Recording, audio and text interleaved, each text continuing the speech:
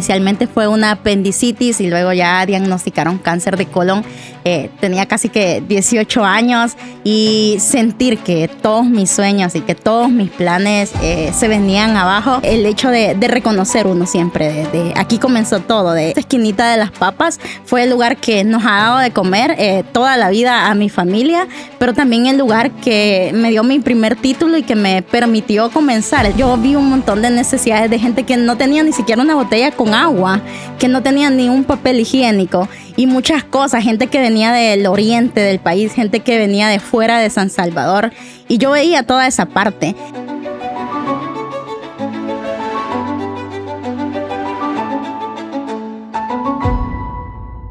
A veces la vida nos sacude y nos permite renacer. Hoy estamos platicando con Gladys Ardón, quien es creadora de contenido, también es influencer y es fundadora de Esperanza SB. Bienvenida, Gladys. No, muchísimas gracias a ustedes por la invitación. Para mí siempre es un placer. Te aprovecho para agradecerte por todo el apoyo que nos da siempre en la fundación, en el programa Oportunidades y en todas las iniciativas que tenemos. De verdad que suma el trabajar colaborativamente.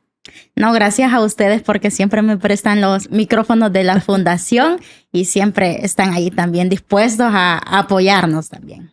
Quisiera que nos empezaras contando un poco quién es o cómo describirías a Gladys Ardón. Ok, las dos palabras en las que creo que me podría describir una persona resiliente y una persona soñadora, pero también una mujer de Dios que cree que para Él no hay nada imposible y si mañana estamos aquí, creo que todo es gracias a Él. ¿Cómo empieza un poco este tema? Porque yo sé que tú has tenido que superar varias pruebas bien difíciles. Tal vez si nos vas contando un poco cómo pudiste sobrellevar todo este proceso. Ok, claro, yo creo que a todos en general, la vida nos pone diversos procesos y en general a veces nos trazamos como aquel plan perfecto y no tomamos en cuenta que de la noche a la mañana nos puede cambiar o nos puede venir el mundo encima. En mi caso, a través de un diagnóstico médico, un proceso de cáncer en el año 2014, en la mera flor de la juventud.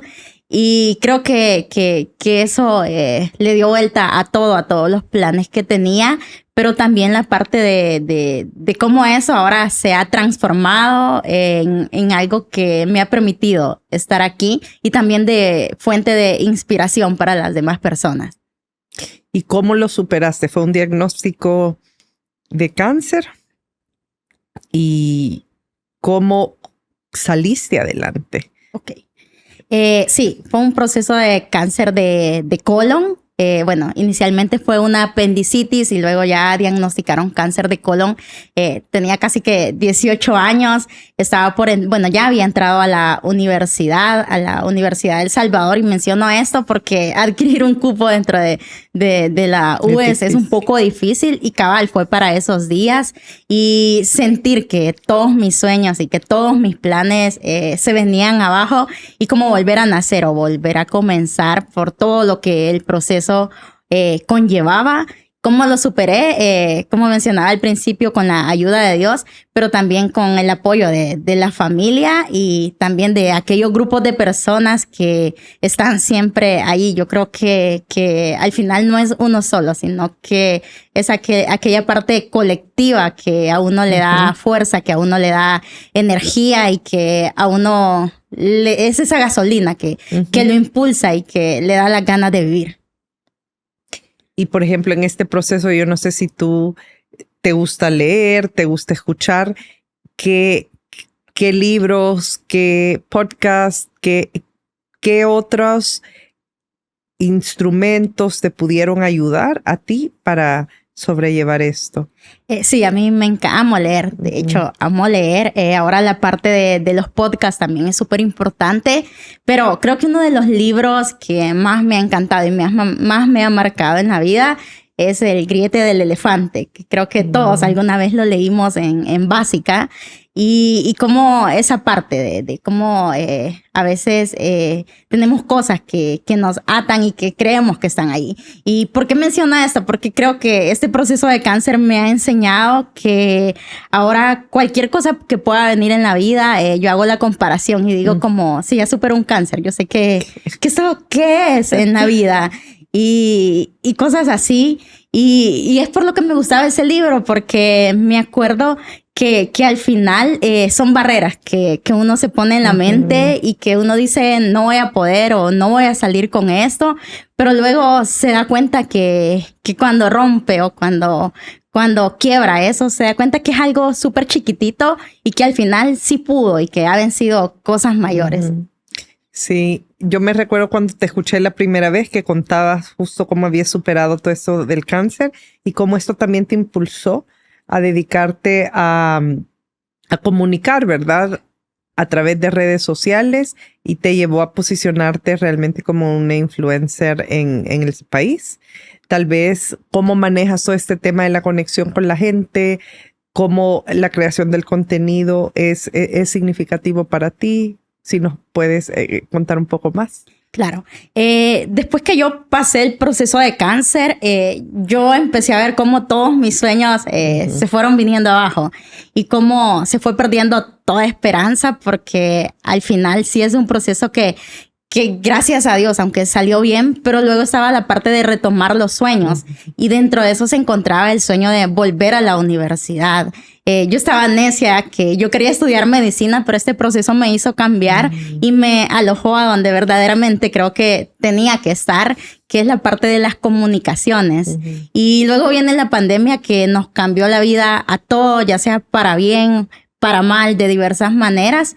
Y cabal, yo egreso en plena pandemia, egreso de un técnico en periodismo al que me fui a inscribir porque a mí me daba miedo y estaba esa parte del miedo. Yo me inscribí en ese técnico porque yo dije, por si me vuelve el cáncer, porque no sé qué vaya a pasar y me inscribí por miedo, pero al final logré, gracias a Dios, graduarme, pero egresé en pandemia y yo no tenía los recursos para poder hacer todo ese proceso porque, como les decía, la pandemia nos cambió la vida a todos y en ese tiempo mi mamá siempre ha tenido, mi mamá nació en el mercado, prácticamente nosotros hemos nacido en el mercado, en una venta de papas y yo para pagarme la universidad tuve que ayudarle a mi mamá porque a mí me daba demasiada pena el hecho de poder, como aparte de mi gasto de médicos y todo eso, a pesar que sí me hacían los exámenes en los hospitales y todo, pero para agilizar ciertos procesos tocaba recurrir a la parte privada.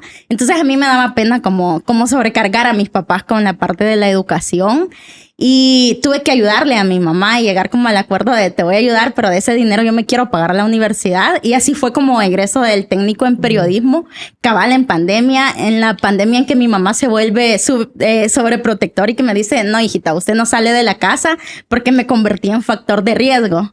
La cosa es que habían dado cierto tiempo para poder pagar la universidad y todo el proceso de tesis que venía y yo no tenía los recursos. Y ese día yo hice una publicación en Twitter, que yo tenía Twitter solo para una tarea que habían dejado y solo me seguía mi maestra.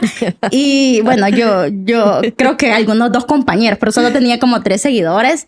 Y una de esas noches cuento mi historia en Twitter y cabal, el mundo todo da vueltas, porque todo te puede cambiar para bien de la noche a la mañana o al contrario. Y yo creo que he visto las 2 etapas en mi vida. Y después de esa publicación yo me voy a dormir, y cuando yo me despierto, yo tenía mi mensaje cargado, mi teléfono cargado de mensajes y es así como alguien de redes sociales me pagó todo el proceso de tesis y todo el proceso de la universidad, tanto que logro graduarme y el día que yo me logro graduar, desde que defendí la tesis y todos los medios de comunicación y todos estaban a la expectativa de lo que iba a pasar y todo se me volvía viral. y empecé como esa parte de irme acostumbrando a que la gente me reconociera, a que la gente me siguiera, a que la gente me escribiera, a tener a los medios y toda esa parte, tanto que fue bien chistoso porque de repente yo ya cuando empecé a salir y todo, ya la gente me decía que me seguía, que le inspiraba y no sé qué, y a veces iba con mi mamá y uno a veces no se da cuenta a cuántas personas puede llegar o a cuánta gente puede inspirar. Y yo el día que me gradué, mis papás no pudieron asistir a la graduación por temas de trabajo y yo creo que uno en la vida siempre también tiene diversas opciones. Está la parte de o si se regresa a llorar o si uno enfrenta la adversidad y qué va a hacer uno con eso. Y me acuerdo que no pudieron asistir y yo dije, bueno, entonces yo voy a llevar el título donde ellos y fui al mercado, fui donde mi mamá, toda la gente del mercado que me conocen desde chiquitita porque como crecimos ahí, todos súper alegres y fue como un momento súper especial. Luego con mi papá que cuando ya llegó a la casa ya se los pude mostrar. Luego mi abuelita mi abuelita ha sido parte súper importante dentro de mi vida. Una abuelita que no podía leer ni escribir, pero que cuando vi el título empezó a acariciarme en la cara. Y yo tengo como esa imagen tan presente de ella. Y yo sí le había pedido mucho a Dios que yo quería graduarme y yo quería llevarle el título a mi abuelita. Y sí, al final lo pude cumplir. Esa misma tarde a mí me llaman de la universidad que si quería seguir estudiando. Y cuando me llaman era el decano y me dice que me querían ofrecer una beca. Y es así como me dan una beca para poder estudiar la licenciatura en comunicaciones, que ya estoy egresada y ya estoy en mi primer módulo. Bueno, ya terminé el primer módulo de mi preespecialidad. Así que ya estamos en ese proceso también de ser LIC. Gracias, Gladys, por compartir. Definitivamente hay que recordar de dónde uno viene para saber a dónde quiere llegar. Y me encanta saber que sos la inspiración de tu familia. Gracias. No, claro. Y yo creo que esa parte de recordar nuestras raíces siempre. Que creo que a veces en redes sociales he recibido como ciertos comentarios o hay gente que uno en redes recibe de todo y a veces como la parte de ¿por qué no te dedicaste al negocio? Allí hubieras hecho más dinero, no sé qué. Pero de ahí está la parte de sentirme realizada porque estoy cumpliendo mis sueños, lo que yo quería. A mí la parte del negocio, yo lo digo con mucho respeto, de verdad que sí soy bien cuidadosa en esa parte, pero a mí, o sea, yo nunca me veía como de llena en eso, sino que yo tenía otros sueños, tenía otras aspiraciones que creo que también es totalmente válido hacerlo y es por eso que decidí esa parte. Y luego también el hecho de reconocer uno siempre, de aquí comenzó todo, yo siempre digo, esta esquinita de las papas fue el lugar que nos ha dado de comer toda la vida a mi familia, pero también el lugar que me dio mi primer título y que me permitió comenzar, el trampolín donde pude comenzar y donde al final uno se da cuenta que todo vale la pena. Pero también que no solo salir de ahí, sino la forma en que uno puede dignificar a todas esas personas. Y es lo que le decía, porque a veces tendemos a los seres humanos a como, no sé, a utilizar palabras como bien mala onda, pienso, porque a veces es como tiene como una mala actitud y le dice como, parece señora del mercado. Pero y porque a veces tendemos a hacer esas comparaciones y no sabemos que dentro del mercado también hay gente trabajadora, hay gente digna, hay gente que es profesional, hay gente que desde la mañana sale y se gana el dinero, el sustento diario y que está llevando el alimento para sus familias y que están luchando por hacer profesionales también a sus hijos. Así que también me gusta siempre mencionar esa parte porque creo que es importante y una parte fundamental para dignificar también a todas esas personas trabajadoras. Sí, totalmente. Es un medio de vida que permite, vaya, en este caso tus papás, que tú puedas seguir tus sueños. Entonces, qué bien que lo mencionas porque creo que es muy importante también darle ese espacio a las personas independientemente de donde trabajen o lo que hagan, ese tema de dignidad. Entiendo que tú fundaste Esperanza SB. Quisiera que nos contaras un poco más y cómo conecta con todo. Ok, sí, yo en todo este proceso que atravesé, pude ver diversas necesidades que enfrentan las personas que atraviesan un proceso de salud. En mi caso, a mí me tocó vivirlo en el sistema de salud pública, que ustedes saben que es gente que viene de diversos lugares del país, y si algo agradezco es que mi familia siempre estuvo en todo, pero especialmente mi mamá, porque al final quien siempre va a estar ahí es como la mamá de uno. Y me acuerdo yo que mi mamá, desde que yo entré a este proceso, ella se quedó conmigo full en el hospital. O sea, fue de las pocas veces que mi mamá, porque cuando la gente trabaja en el mercado es como una vida bien absorbente, pero fue de las pocas veces que yo vi que mi mamá dijo como, si yo no voy al negocio, yo no voy a ir al negocio, pero yo voy a estar con vos. Y se quedó conmigo y me tocaba verla a veces que había conseguido un cartón y abajo del cartón lo metía debajo de mi camilla y se quedaba a dormir allí. Y luego yo vi un montón de necesidades de gente que no tenía ni siquiera una botella con agua, que no tenía ni un papel higiénico y muchas cosas, gente que venía del oriente del país, gente que venía de fuera de San Salvador. Y yo veía toda esa parte. En mi proceso yo fui bien bendecida porque la gente del mercado me mandaba fruta, me mandaba cosas con mis hermanos. Entonces yo tuve la bendición de poder compartir con los que estábamos dentro de la salida, bueno, dentro de toda esa parte.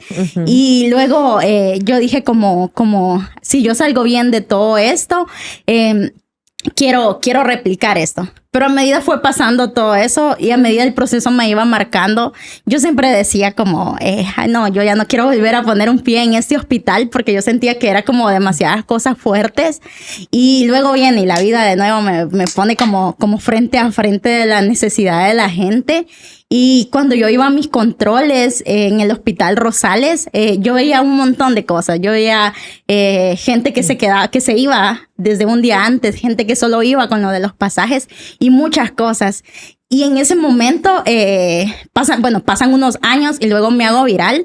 El tema de las redes sociales es bien complejo, sobre todo el de la viralidad, que uno un día puede estar arriba, pero al día siguiente, como cualquier ser humano, uno puede meter las patas, decir algo que a los demás no les pareció, y la misma gente que a uno le aplaudía es la misma gente que a uno lo puede estar pisoteando o lo puede estar atacando.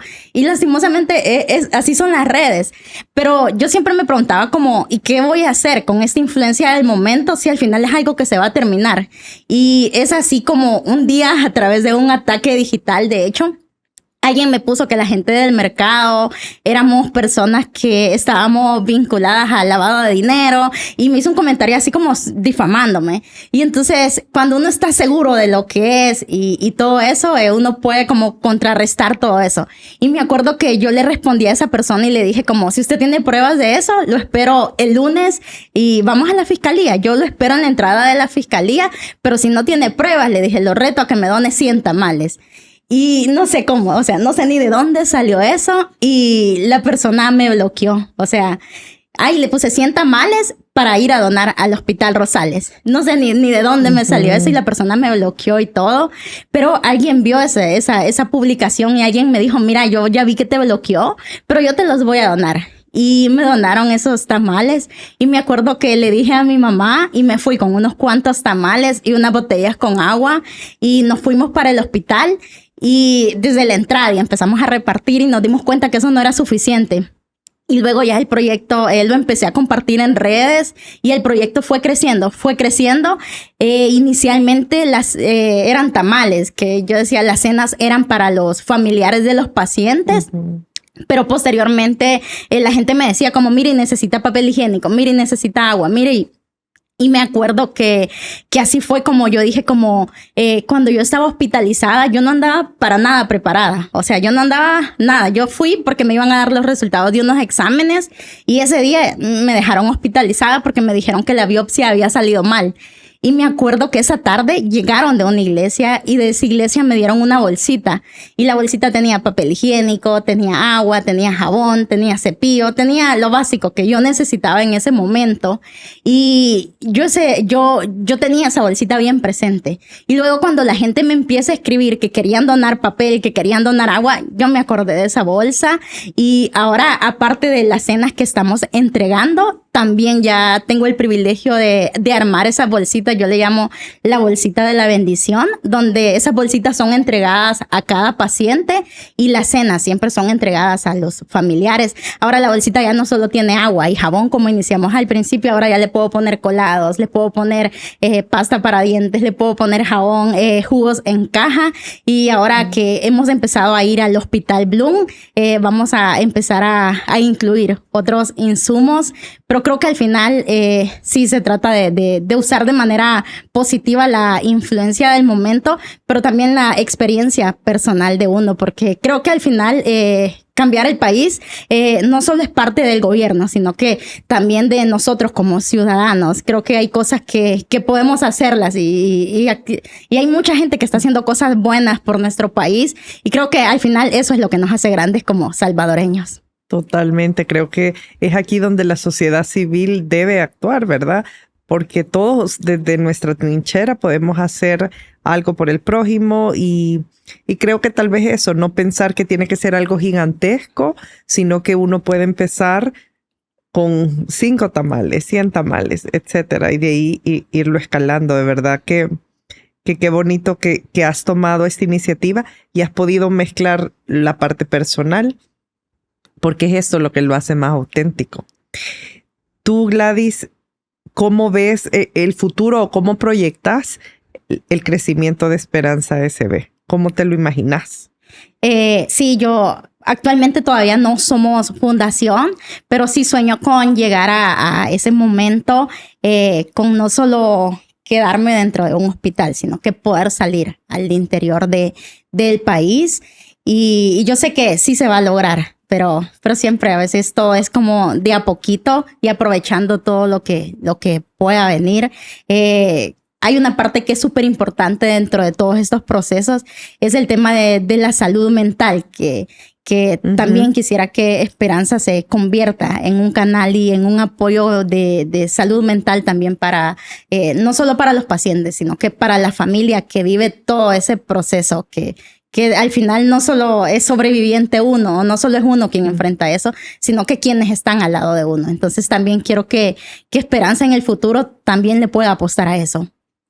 Porque en ese proceso que tú viviste no hubo mayor acompañamiento para tu familia. Ni para mí, ni para mi familia.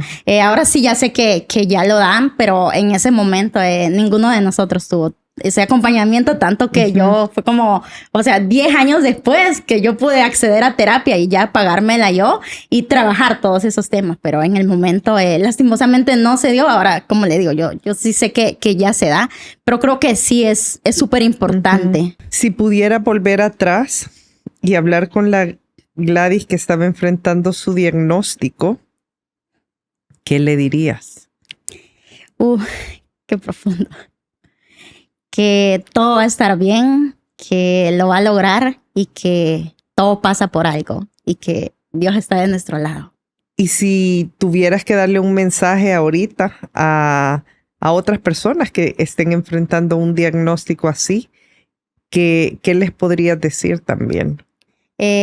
Que para Dios no hay nada imposible, que no todo cáncer es un diagnóstico de muerte, que no va a ser un proceso fácil, no lo va a ser, pero que al final, si dentro de los planes de Dios está que todavía no hemos cumplido la misión que nos ha puesto aquí en esta tierra, yo creo que todavía falta mucho por vivir.